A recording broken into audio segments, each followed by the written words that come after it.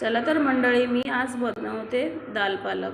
तर मी पालक आणलेली, एक जुडी पालक घेतलेली, फ्रेश चांगली धुवून घेतलेली आहे आणि ही चिरून घेतली आहे। इथे मी डाळ भिजत घातलेली, 1 वाटी तुरीची डाळ, अर्धी वाटी मसूरची डाळ, ही 10 मिनिटं मी भिजवून घेतली, स्वच्छ पाण्यात धुवून घेतली। आता ही शिजायला घालायचं आहे। तर याच्यात घातली डाळ कुकरमध्ये, पालक टाकली आणि 2 टोमॅटो टाकले, हिरव्या मिरच्या 4-5, 1 चम्मच हळद आणि पाणी घालून आपल्याला आता हे शिजवून घ्यायचे। याच्या 4 शिट्ट्या आपल्याला काढून घ्यायचे। 4ची गरज नाही, आपण डाळ भिजून घेतली तर 3 शिट्ट्या लागतील। 3-4 शिट्ट्यात डाळ मस्त शिजलेली आहे बघा। रवीने आपल्याला चांगली मॅश करून घ्यायची आहे आणि तडक्यासाठी मी भांडं ठेवलं आहे, गरम झालेलं आहे। त्याच्यात टाकलं 1 चम्मच तूप, 1 चम्मच तेल, लाल मिरची अख्खीवाली, राई, जिरा, हिंग, लसूण, कढीपत्ता आणि थोडं कलरसाठी लाल काश्मीरी पावडर।